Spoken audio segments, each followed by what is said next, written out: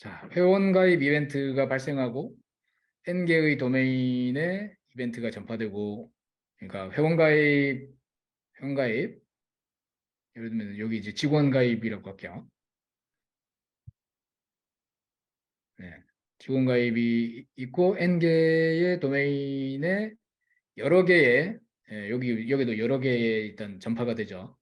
인플로이가 조인이 되면, 그러면 여기를 이제 쫓아가 보면 지금 선이 잘 안 보이는데, 쫓아가 보면은 레지스터 유저 해서 그 기본 그 휴가 날짜를 이제 등록을 해주고, 자기 달력에도 기본 유저 아이디별 이벤트를 담는 달력을 하나를 등록을 하고 있습니다. 이 모두 다 성공해야만. 예. 자, 그래서 만약에 이 두 개가 다 성공해야만 그 중간에 회원의 캔슬 이벤트가 수신되면 다시 회원으로 다른 도메인으로 캔슬을 다시 날려줘서, 그렇죠, 컴펜세이션 핸들링이 이제 필요한 거죠.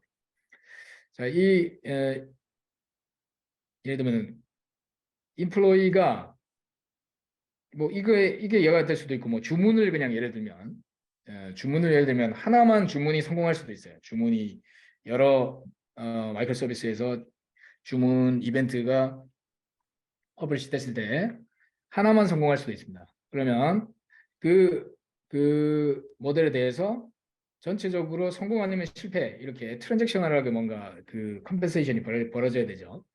그래서 그 예제는 제가 별도로 좀 만들어 놓은 게 있어서 그걸 가지고 설명을 한번 드려볼게요.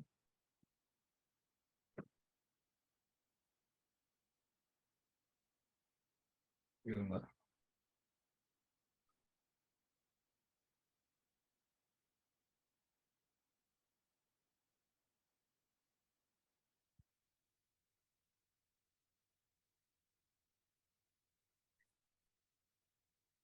좀 복잡해 보이는데, 이런 경우가 있습니다. 그러니까 지금 생각할 수 있는 시나리오가 상당히 복잡한 시나리오가 많이 있어요. 예를 들면 주문이 들어왔을 때 여기서 뭔가 교환이 벌어진다고, 뭔가 그 외환 거래 같은 게 벌어진다고 볼게요. 주문이 들어왔을 때 외환 주문을 했습니다. 그러고 나서 그 외환 주문이 이루어지고 나면 포인트를 사용을 하는 거예요. 예를 들면. 그리고 외환이 거래가 실패하면 그거를 다시 복구를 해야 됩니다. 포인트를. 그럼 이게 순서의 문제에 따라서 외환만 처리될 수도 있고, 외환이 처리됐는데 포인트가 나중에 지불하려고 했더니 포인트가 모자란 거예요. 예를 들면 환율이 바뀌어가지고 처음에 아무리 주문받을 때 포인트와 외환의 그 잔고나 그것을 맞다라고 생각하고 주문을 받았지만, 실제 처리되는 그 시점의 차이로 포인트가 부족할 수도 있는 문제가 될 수도 있습니다. 그럴 때 이렇게 좀 복잡한 구성이 이제 되는데요. 먼저 컴펜세이션 핸들링에서 먼저 주문을 요청을 하고 익스체인지가 성공을 하면, 성공한 이벤트 성공하고 나서, 그러니까 순차적으로 여기는 흐릅니다. 여기서 명렬로 간 게 아니고 순차적으로 일단 익스체인지가 성공이 되고 나서 포인트가 차감이 되게 돼 있고, 포인트가 차감이 이 포인트가 성공하면 그때 가서 스테이터스가 어프루브가 됩니다. 그러니까 일단 스테이트라고 하는 걸 이용해서 완료되었다라고 처음부터 찍는 것이 아니고, 오더는 중간 상태가 먼저 생깁니다. 중간의 상태라고 하는 건 스테이트가 펜딩 상태가 처음에는 있는 거죠. 처음에는 펜딩 상태였다가 성공하면 이 모든 것이 다 성공했을 때 어프루브드가 와서 어프루브로 완료 상태가 찍히는 거죠. 그런 상태의 차이를 먼저 두는 것이고요. 그래서 근데 중간에 실패를 했다. 예를 들면 익스체인지 부분에서 실패를 했다. 그러면 리젝이 벌어져서 리젝티드가 되죠. 이 자체가. 그래서 스테이트가 리젝티드로 바뀌고, 이 리젝티드가 이제 이벤트를 다시 여기 보면은 다시 컴펜세이트를 각자한테 보냅니다. 이때 보면 여기에 익스체인지가 그냥 실패해서 리젝트가 벌어질 수도 있지만, 이때는 여기서 발생한 게 없으니까 이 컴펜세이트를 무시하고 넘어가면 됩니다. 그런데 예를 들면 여기는 익스체인지는 성공을 했고, 그래서 익스체인지까지는 성공해서 해피패스는 문제가 없는데, 문제가 생겼을 때를 이야기를 할게요. 그래서 rejected가 와서 compensate가 여기가 완료가 되면 그때 포인트를 다시 compensate를 이렇게 하는 방식으로 지금 여기는 만들어져 있어요. 자, 이게 이제 첫 번째 방법이고요. 이게 이제 코레오그래피 방식으로 컴펜세이션을 구성한 사례입니다. 지금 공유를 보실 수 있게 제가 쉐어를 해놨고요.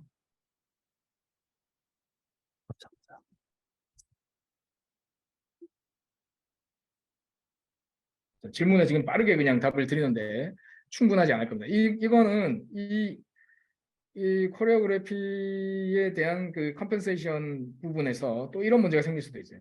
중간에 데드라인, 시간이 오버가 되면, 예를 들면 나는 10초 이내에 처리가 돼야 된다. 10초 이상을 넘어가는 부분에 대해서는 어차피 컴펜세이션을 하고 싶다라고 하면 그것도 우리는 만들어야 되겠죠. 그래서 그 모든 이슈를 제가 이야기를 해놓은 그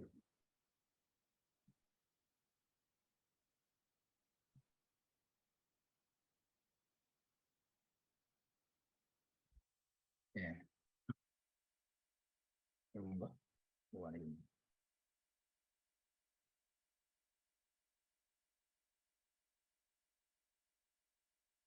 예, 여기 있습니다. 이게 동영상도 있으니까 요 부분을 한번 설명 영상을 보시면 참고가 될 겁니다. 요건 이제 코레오그래피 방식으로 컴펜세이션을 구현한 겁니다. 그래서 그림이 좀 복잡하죠. 보시다시피.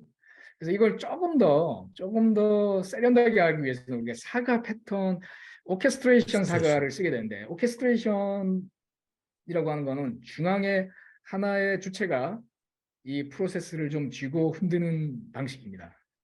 자, 그건 뭐지 모델링으로 해놓은 걸 보면 여기 있네요.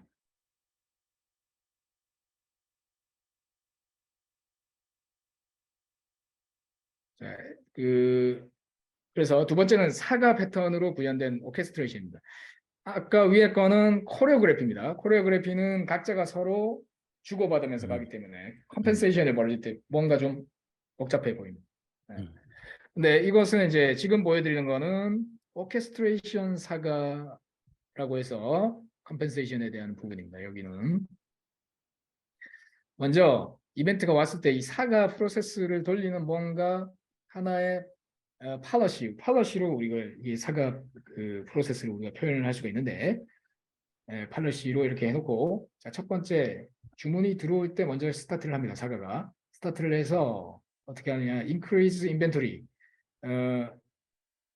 인벤토리를 스타트를 시킵니다. 그래서 성공하면 3번으로 넘어갔고 4번으로 넘어갈 수 있죠. 헤비 패스만 볼게요. 이 다시는 실패할 때니까 다시를 빼고 성공 패스만 볼게요.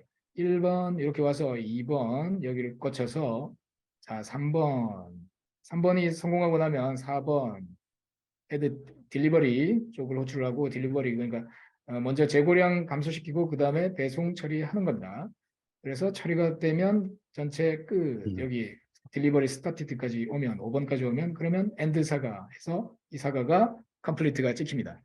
근데 이 사가라고 하는 거는 자기가 완료가 되지 않으면 롤백하는 속성을 갖고 있습니다. 그래서 2번을 시도를 했을 때 decrease가 실패했어요. 인벤토리가 decrease가 실패했다. 라고 하면 2-로 갑니다. 2-. 여기를 호출했을 때, 자, 여기 또 질문 중에 커맨드는 싱크인가요? 뭔가요? 커맨드는 싱크입니다. 이벤트를 기다려서 이렇게 사가 패턴으로 안 그리고 넣으면 2-라고 하는 건 싱크입니다. 그래서 커맨드에서 즉각 오류가 리턴됩니다.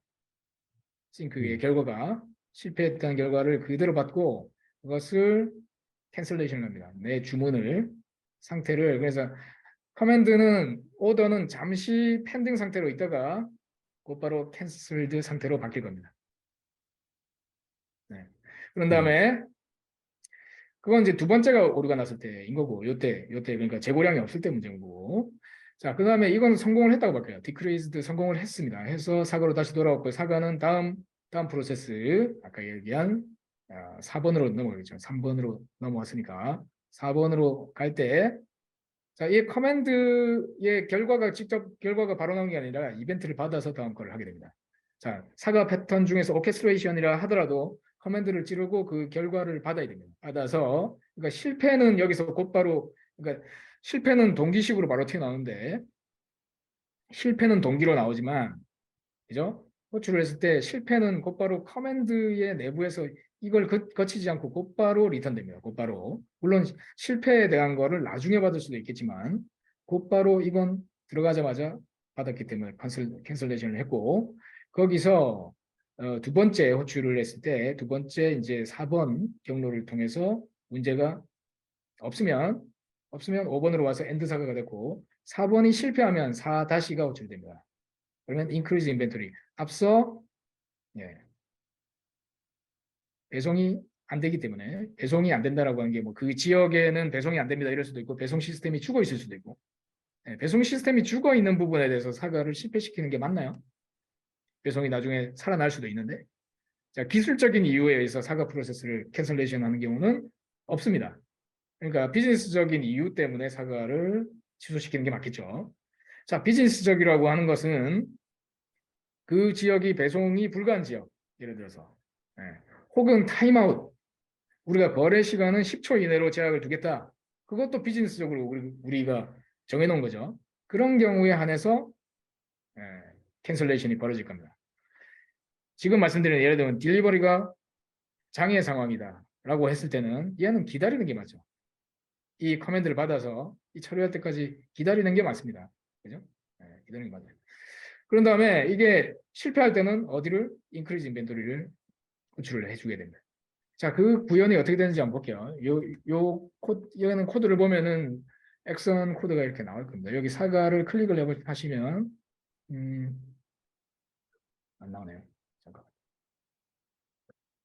사과를 클릭을 하면 원래 나와야 되는데 여기 사과 부분을 한번 볼게요. 오더 마이크로 서비스 내에 소스에 보면은 지금 액션이 물려 있죠. 여기에 사과가 생성이 안 되네. 액션으로. 이건 제가 좀 이따 봐드릴게요. 사과 프로세스를 디파인하는 방식이 있습니다.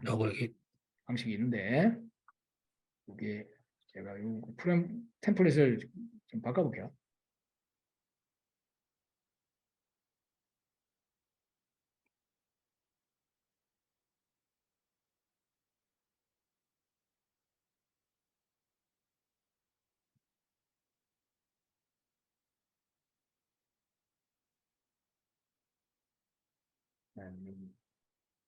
템플릿을 바꿨을 때 지금 좀 시간이 걸리는데 그 사과를 그 액션에서 사과를 적용했을 때의 그 코딩 스타일을 지금 보여드리려고 합니다.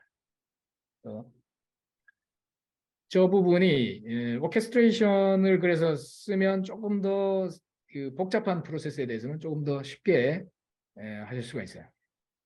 그래서 사과 있네요. 사과를 보면 이렇게 이제 구현이 된다 이렇게 보시면 됩니다. 이게 이제 코드라서 자 여기 이제 온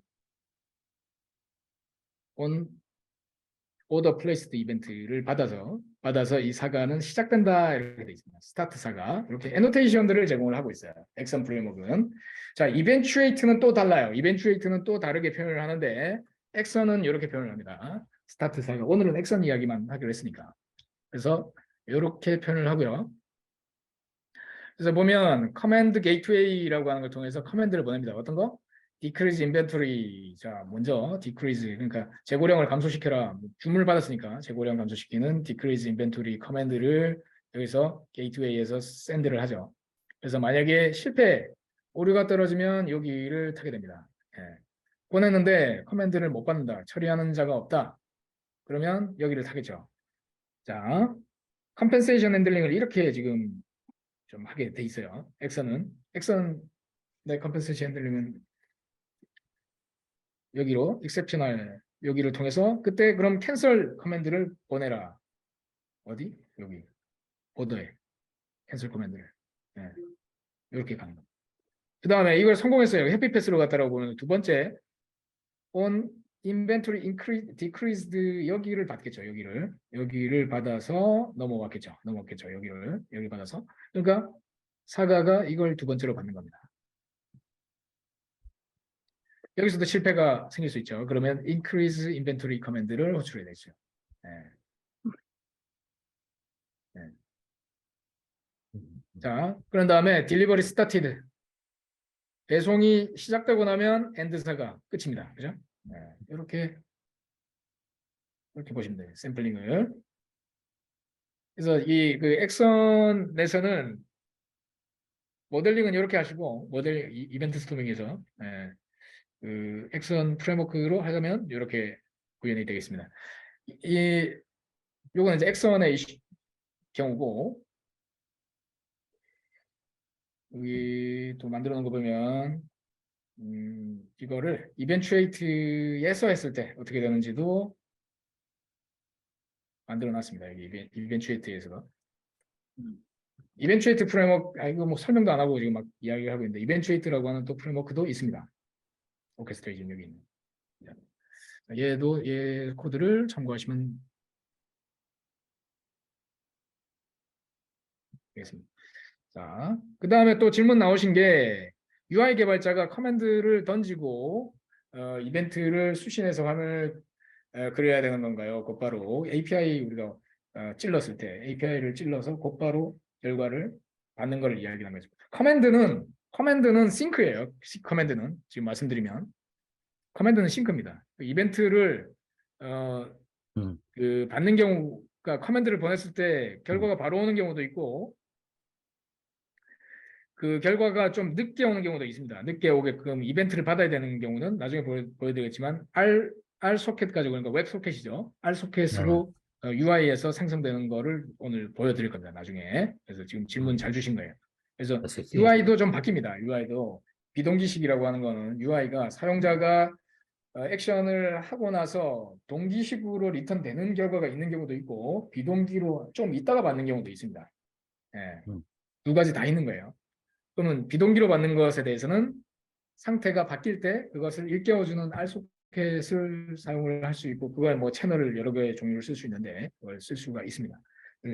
엑선에서는 그런 것을 또 잘 지원을 하고 있습니다. 그래서 그 이야기를 계속 이제 할 거고 그래서 자, 다시 돌아가자면 하여간 이벤트 스토밍을 하면 엄청 여러분들께서 효율적으로 시스템을 설계하실 수가 있습니다. 그러니까 이게 재밌는 것은 2시간 정도를 하면서 비즈니스 유저가 쭉 그냥 스티커를 붙였는데 거의 손 안 대고 그거를 앞서처럼 이벤트 스토밍으로 매핑을 시키면 코드로 거의 매핑이 됩니다. 거의 100%.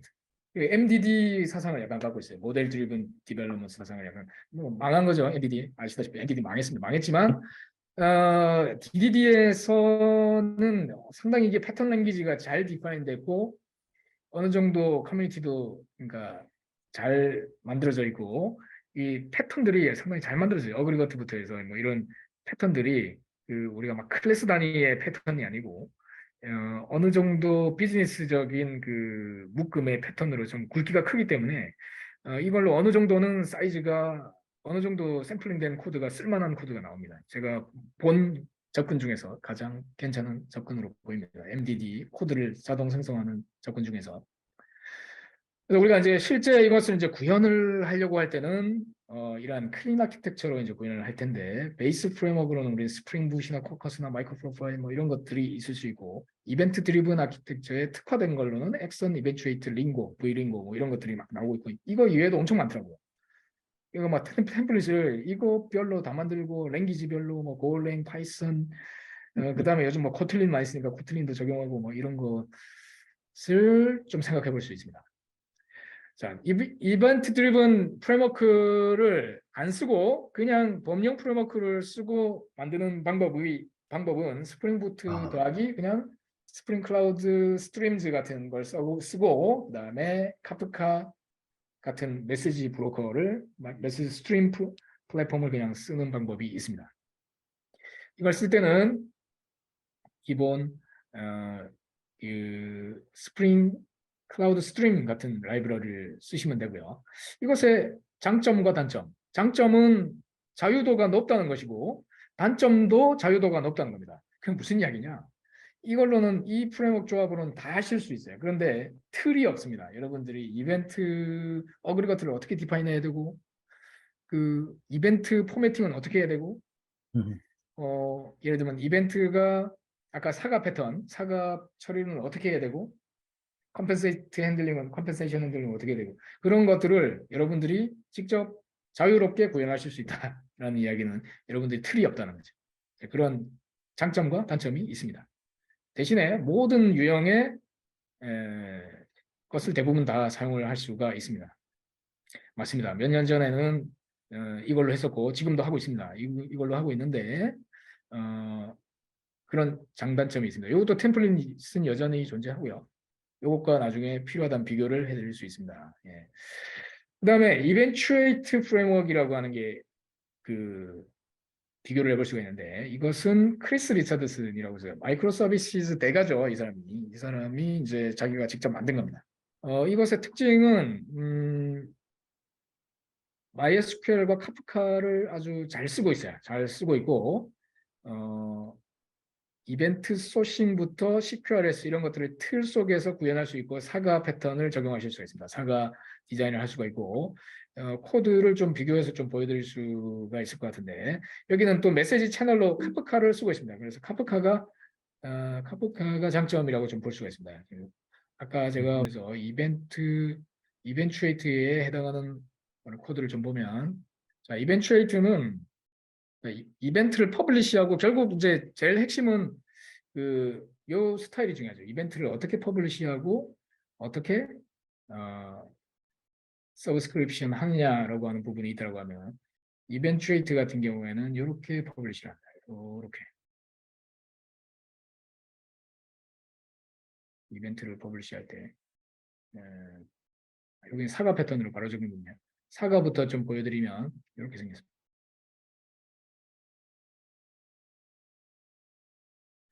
이렇게 사과를 심플 사과 해가지고 뭔가 코드 레벨로 보이는 게 이게 좋은 경험이 아닐 텐데 자 일단 코드 레벨로 이렇게 생겼어요. 심플 사과라고 하는 걸 이제 이렇게 스텝 데피니션을 합니다.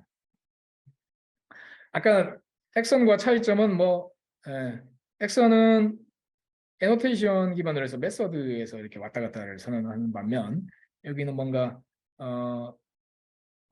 메서드 체이닝을 통해서 프로세스 객체를 이렇게 만들게 됩니다. 이렇게 여기 보면은 이제 여기에 펑션에 대한 포인터를 이렇게 사용을 하고 있죠.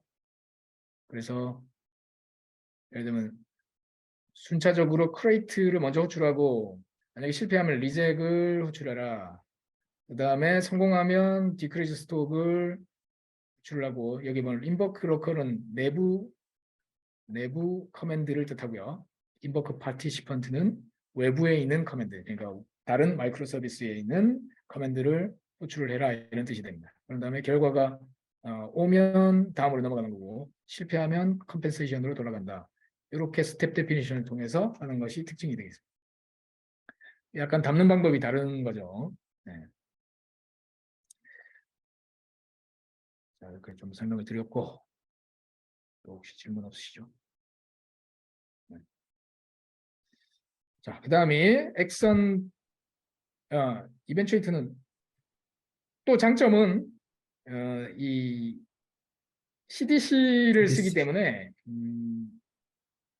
이 데이터베이스와 카프카 간의 뭔가 트랜잭션이 깨지는 문제를 좀 확실히 잡습니다. 그런 장점이 있어요. 애플리케이션에서 이벤트를 퍼블리시 하는데 이벤트는 퍼블리시 되는데 DB에는 커밋이 안 돼 있고 이런 문제가 있을 수 있습니다. 그거는 이제 카프카가 제공하는 그 DB2 카프카 트랜잭션을 묶는 그 방법이 있고요. CDC를 통해서 하게 되면 CDC는 100% DB에 있는 로그를 가지고 그것이 남아야만 카프카로 전송을 시키기 때문에 두 개의 트랜잭션이 완벽하게 묶이게 됩니다. 이런 디테일이 있어요. 네. 자, 마지막으로 오늘 이제 다뤄볼 거는 액션 프레임워크이고 이벤트 소싱과 CQRS를 잘 지원하고 가장 오래된 프레임워크입니다. 이거는 제 그냥 아직까지의 제 지식의 수준에서 이야기하는 거니까 걸러서 들으십시오. 액션 서버가 없으면 전체 풀 기능을 다 못 쓴다라고 하는 소문을 들었습니다. 예, 문서에서. 그 플러그인을 제공해서 몽고DB와 카프카의 플러그인이 제공되나 사용자가 그렇게 많지 않은 것으로 자체 내부의 답변이 그렇게 오고 있습니다. 그래서 그 부분이 좀 걸리는 부분입니다. 근데 이벤츄에이트와 엑선 둘 다 금융권의 사례가 있을 정도로 안정된 프레임워크로 알려져 있습니다. 그래서 여기 추천하기는 엑선 서버가 이제 이벤트 스토어인데 이게 정 불안하다면 몽고DB를 써라. 뭐 그러더라고요. 뭐 그러고 있습니다.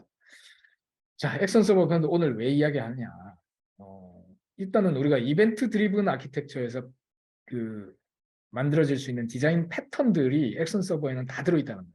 그러니까 여기에는 이 자는 그 산을 다 넘었다는 거예요.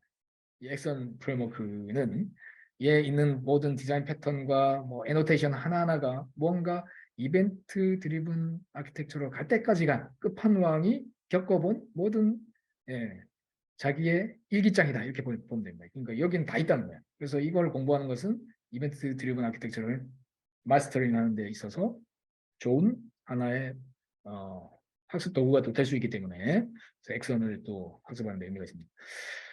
제가 비교한 비교표입니다. 이런 비교표는 없습니다. 그래서 제 의견에 약간 들어갔을 수 있고 틀린 부분이 있을 수 있습니다. 첫 번째 데드라인 핸들링 아까 말씀드렸습니다. 날짜가 넘어갔을 때 뭔가 자동으로 롤백을 해주는 액션이 제공이 되고요. 이벤츄에이트는 직접 구현을 해줘야 됩니다. 그래서 뭐 직접 구현하는 게 그렇게 뭐 어렵지는 않아요. 데드라인이 초과됐다라고 하는 이벤트를 퍼블리시하는 조그마한 마이크로 서비스 하나를 만들면 됩니다. 그래서 걔가 이벤트를 다시 카프카로 퍼블리시 시키면 거기에 대해서 핸들링을 우리는 처리하면 되기 때문에 데드라인이라고 하는 거는 이제 타이머 이벤트를 하나를 만들어줄 필요가 있는 거죠. 직접 구현하면 됩니다. 컴펜세이션 핸들링이 액션에서 아까 보면 exceptionally 해가지고 이렇게 그 구문을 통해서 만들고는 있으나 그걸로는 약간 부족할 수가 있어요. 그 부분에 액션이 좀 100% 지원되는 것 같지는 않습니다. 이런 비교를 해볼 수가 있습니다. 이건 나중에 이야기 드리는 게 맞겠네요. 자, 비교표는 좀 이따가 말씀드리는 게 맞을 것 같고요. 자, 이제 제가 액션을 가지고 오늘 준비한 예제를 이제 돌려보는 걸 해야 됩니다. 시간이 얼마 남았습니다. 그 전에 이벤트 소싱에 대한 개념을 간단히 설명을 드리고 넘어가야 이해가 될 것 같아요. 자, 이렇게 그냥 우리가 이벤트를 펍섭 하면서 그냥 받아서 처리하면 되는데 이벤트 소싱이라는 건 또 뭐냐는 거예요. 자, 기본적으로 만들어진 그 마이크로 서비스를 하나를 가지고 일단은 설명을 하나 드릴게요. 기본적으로 만들어진 마이크로 서비스. 자, 우리가 예제 중에서 기본적으로 여기 쇼핑 예제를 가지고 기본적인 흐름을 한번 설명을 드릴게요. 기본적으로 이벤트 드리븐 시스템을 만들면 자, 앞서 뭐 흔히 보던 주문, 딜리버리, 예, 예, 인벤토리 그런 프로세스입니다. 뭐 엄청 복잡하게 생겼네요. 자, 일단 그 자, 기본이고 얘는 액션 2로 지금 돼 있는데 지금 보니까 액션이 아니고 기본 스프링 부트로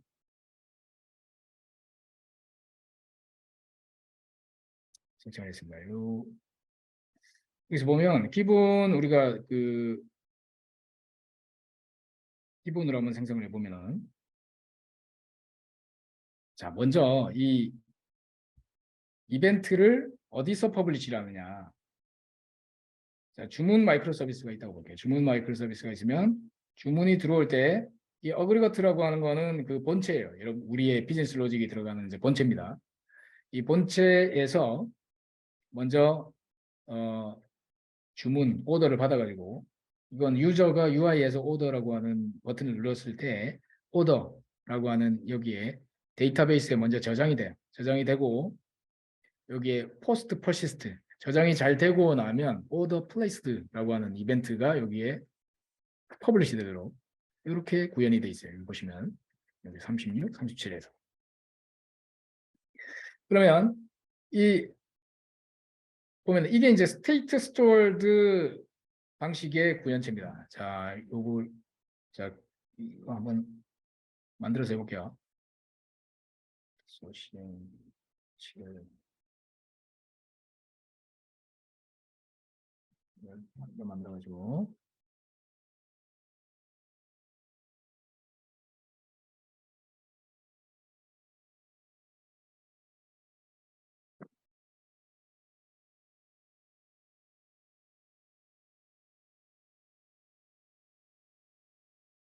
그래서 이제 기파드로 한번 보면은 자 이게 이제 기본 방식의 그 어그리거트를 따르는 클린 아키텍처를 적용한 수준이라고 보시면 돼요. 클린 아키텍처를 적용한 수준의 코드 샘플링을 일단 먼저 보여드리고 여기에서 더 진보된 게 이벤트 소싱 기반이기 때문에 그 다음으로 이벤트 소싱 이야기를 할게요.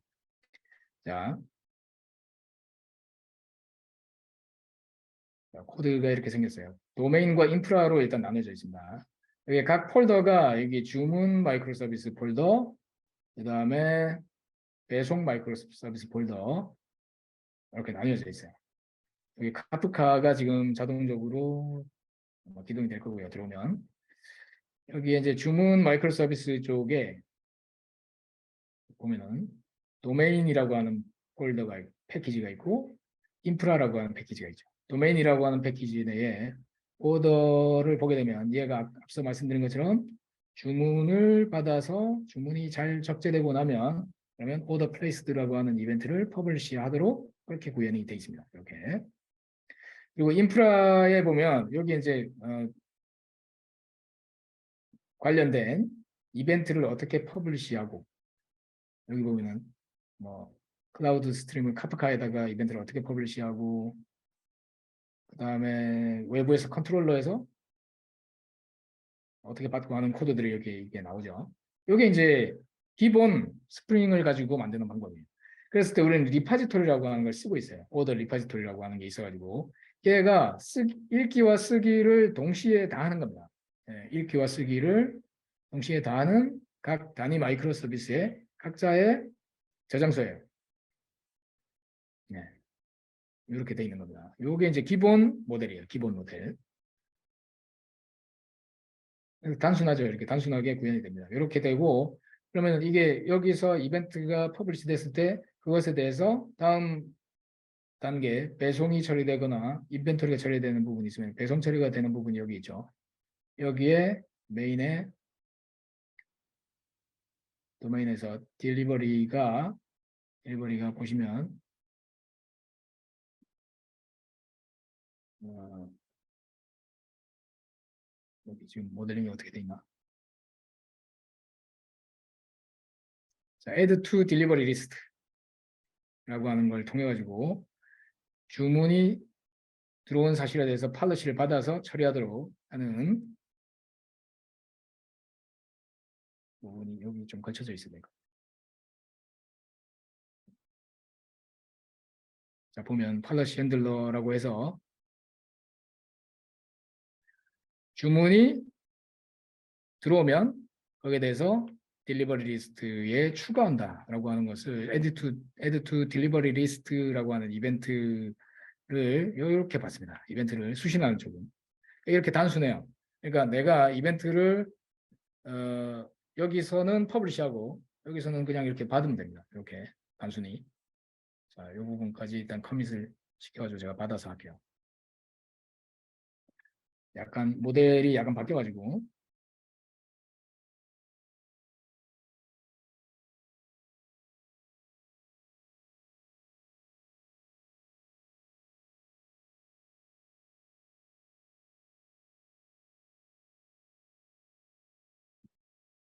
자 이렇게 했고 여기 딜리버리 자 한번 이제 카프카 서버가 이제 올라온 것 같으니까 한번 실행을 한번 시켜보도록 하겠습니다. 너무 오류가 좀 떨어지는 것 같은데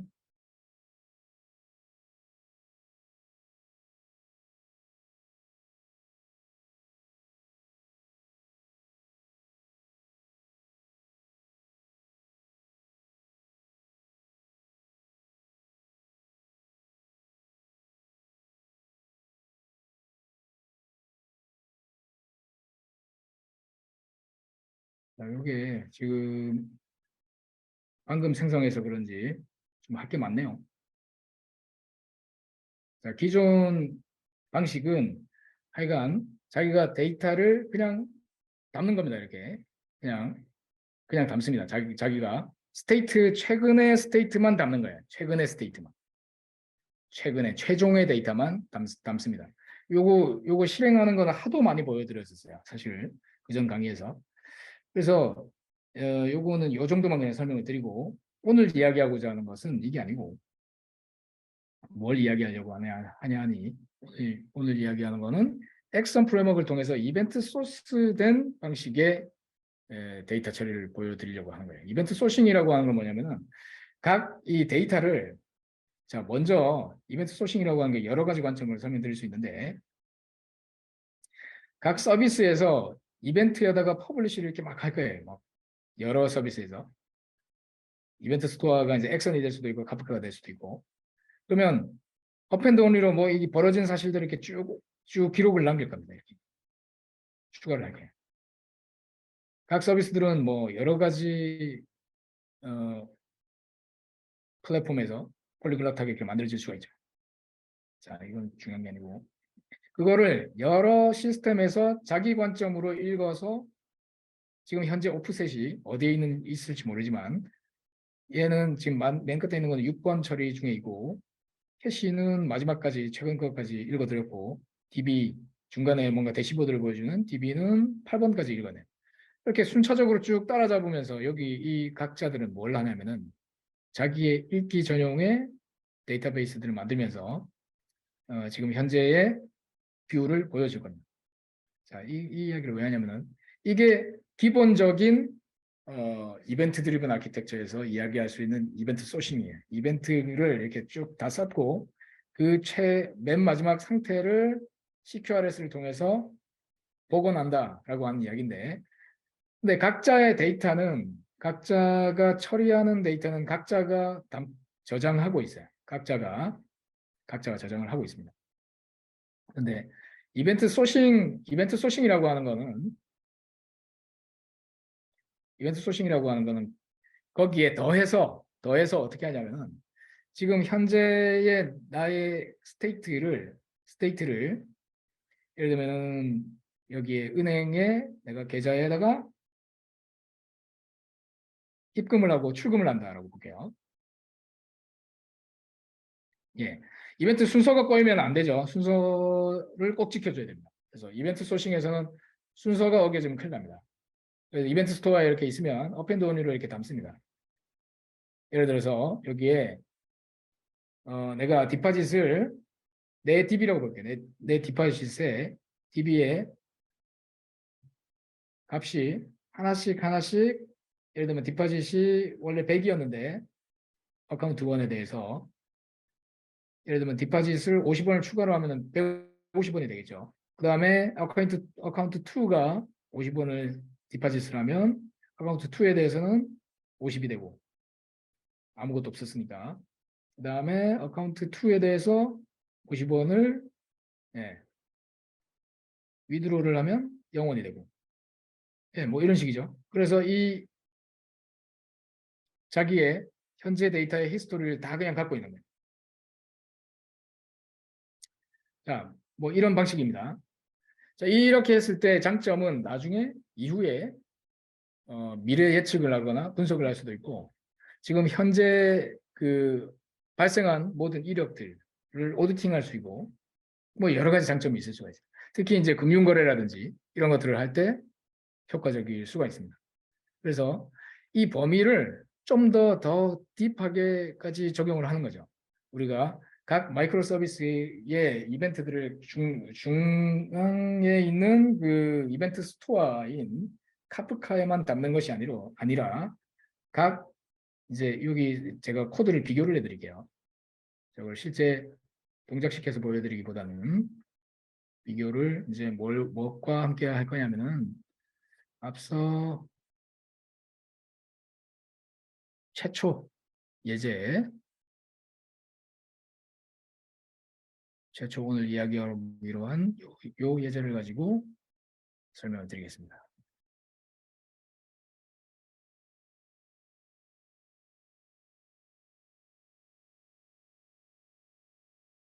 자, 이게 우리 오늘 이야기할 주제입니다.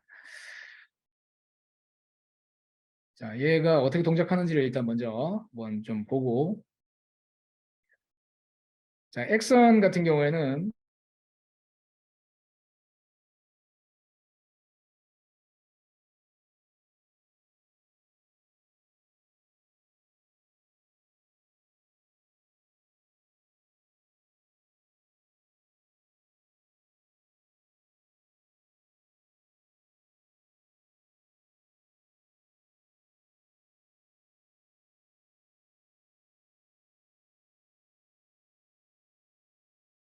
자, 이제 이 두 개를 한번 비교를 해볼게요. 자, 자, 여기는 DB에다가 여기가 어그리거트입니다. 어그리거트 루트에 해당합니다. 여기가 오더 이 스프링 프레임워크에서 나와 있는 것은 일반적인 JPA죠. JPA 다 알고 계시다고 보고 지금 넘어갈게요. 보면은 자기 필드들을 이렇게 갖고 있습니다. JPA에서는. 자, 뭐 이런 식으로 예를 들면 주문이다. 여기는 동등 비교는 안 돼. 어그리거트를 이렇게 디파인을 합니다. 데이터베이스, 테이블, 엔티티, 데이터 이렇게 디파인을 했어요. 근데 여기에 employee부터 한번 볼게요. 여기는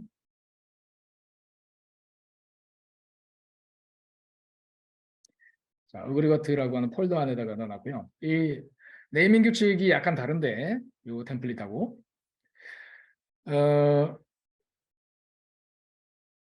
어그리거트 우리가 도메인 유비쿼터스 언어에서 사실 거의 이 employee 그대로 쓰는 게 맞는데 여기 뒤에 서픽스를 좀 달고 있어요. 엑선의 샘플들을 보면. 근데 엑선의 최근에는 유비쿼터스 언어를 좀 더 지향하는 것 같아요. 이걸 빼고 만드는 것 같기도 하더라고요. 근데 지금 템플릿은 엑선의 기본 템플릿을 따르고 있습니다. 그래서 어, 얘를 일단 엔터티로 디파인하지 않습니다. 예, 엑선에서는 엔터티로 디파인하지 않고 이렇게 그냥 어그리거트 이렇게 디파인을 합니다. 자, 그렇게 하고 그 ID 여기는 이제 프라이머리 키에 대한 거를 제이슨에서 ID 이렇게 디파인하죠. 그리고 generated value 이렇게 넣어서 우리가 JPA에서 이렇게 선언을 해주는데 엑선에서는 그냥 어그리거트 아이덴티파이어 뭐 이런 식으로 디파인을 합니다. 그리고 키의 생성을 직접 해주지 않기 때문에 우리가 키 제너레이션 로직을 이렇게 만들어줘야 됩니다. 이렇게 create UUID 해가지고 여기는 뭐 스트링이니까 UUID를 자바에서 랜덤으로 만드는 거를 만들어줬고요. 그리고 어그리거트의 모든 도메인 로직이 구현이 되어야 되는 것이기 때문에 커맨드 핸들러 우리가 이 하늘색 스티커는 커맨드 핸들러라고 이렇게 붙여줍니다. 커맨드 핸들러들이 두 개가 있죠. 여기는 두 개가 있습니다. 여기 이제 그림으로 매핑을 시키자면 이렇게 됩니다. 그림으로 매핑을 시키자면은 여기 부분이죠. join 그 다음에 resign 여기 두 개인데 join이 왔을 때 employee joined 자, 이 커맨드에 더블 클릭해 보면은 얘는 디폴트 버브로 되어 있고요. 그러니까 기본 동사 포스트로 되어 있습니다. 그러니까 결국은 이건 이제 컨트롤러에 연결이 돼 가지고 한 건을 생성하는 인플로이 하나를 생성하는 거죠. 그래서 생성자에다가 갖다 붙이면 어그리거트가 생성이 됩니다. 어그리거트라고 하는 것은 이 액션 서버에서 다루는 하나의 어그리거트가 되고 이 커맨드 핸들러가 생성자, 그러니까 이 인플로이의 생성자에 붙으면 그게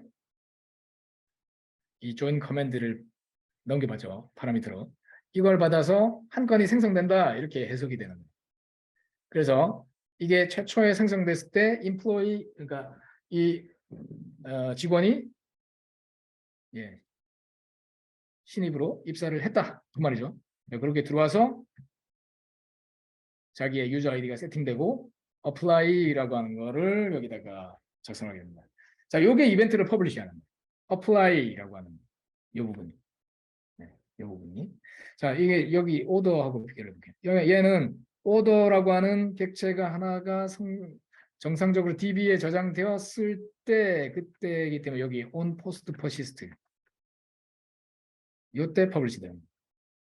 자, 얘는 DB의 동기화를 곧바로 시킬 거기 때문에 로컬 데이터베이스 입장에서 곧바로 시키는 스테이트 스토어드 방식이기 때문에 이렇게 남겼고 얘는 자기의 이벤트를 일단 퍼블리시를 합니다. 어디로?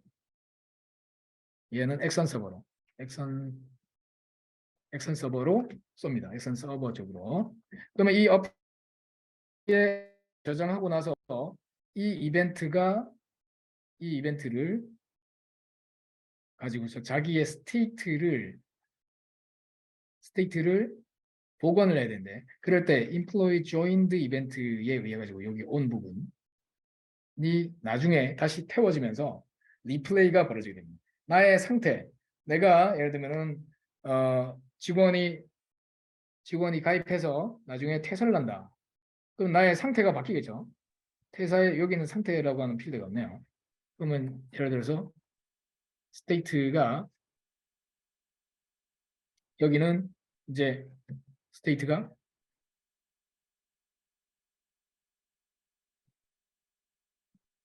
네, 지금 회사를 잘 입사를 했고 그다음에 여기서는 퇴사를 한 거죠. 퇴사. 이렇게 돼요. 자기의 상태를 이 순간에 이 이벤트가 올 때 이렇게 됐었다라고 한 거죠. 그러니까 얘는 자기가 별도의 DB를 안 가집니다. 다르게 이야기하면 복제본에 대한 DB를 안 가집니다. 모든 데이터를 어디에서 갖고 있느냐? 넥서스. 중앙에 있는 이벤트 스토어의 값을 갖고 있어요. 내 서버에는 데이터베이스를 안 가진다는 거예요. 엑선의 경우에는 여기는 각 마이크로 서비스가 각자의 데이터베이스를 가진다는 거예요. 그래서 카프카의 이벤트를 동기화시킴과 동시에 마지막 스냅샷을 그 스테이트를 각 마이크로 서비스가 갖고 있습니다. 이게 기본이에요. 이게 기본이고 얘는 안 가집니다. 안 가지고 커맨드가 들어올 때마다 예를 들면 리자인이 들어올 때 퇴사를 하겠다 이때 들어올 때 다시 이 어그리거트의 객체를 그 순간의 메모리에서 재구성을 시켜서 이전의 히스토리를 쭉 가져와서 재구성을 시켜서 핸들링을 시작을 하게 됩니다. 그 이야기는 뭐냐면 이때 예를 들어서 if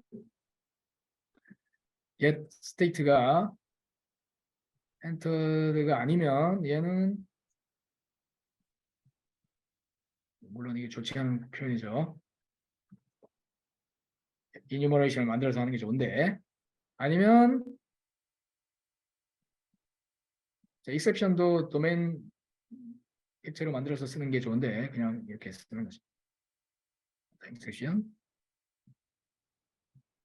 뭔가 오류를 내는 거예요. 블라블라 이렇게.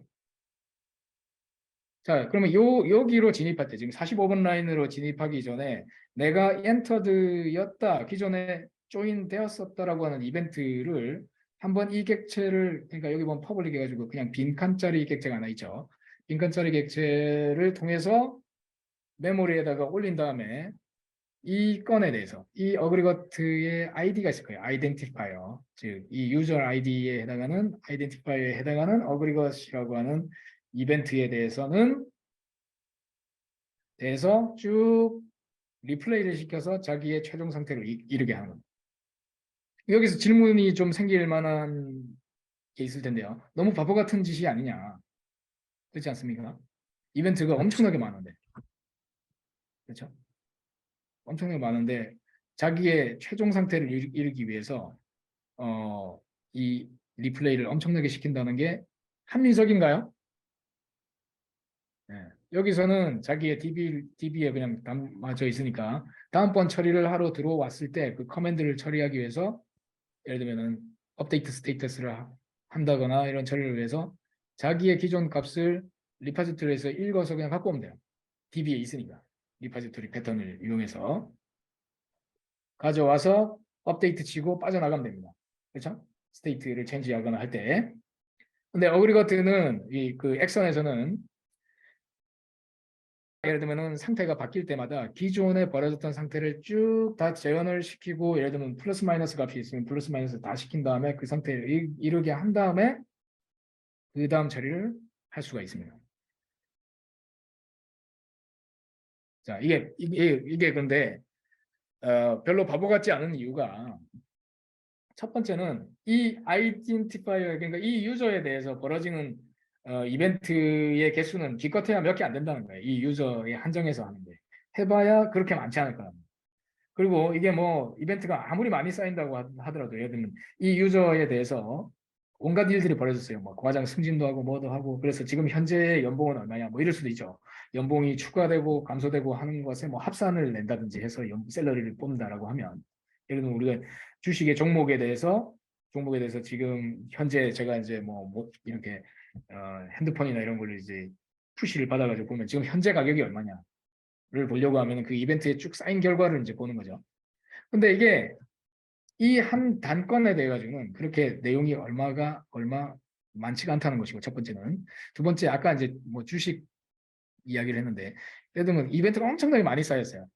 그러면 우리는 액션 서버에서 어떤 걸 쓸 수 있냐면 스냅샷이라고 하는 개념을 쓸 수가 있습니다. 스냅샷이라고 하는 건 최근까지 어느 정도 이벤트가 쌓이면 그 중간중간에 누적된 값에 대한 거는 DB에 저장을 하게 됩니다. 그래서 그 상태를 너무 많이 쌓이는 경우에는 그 상태를 보존할 수 있기 때문에 적절히 사용할 수 있는 접근이라는 거예요.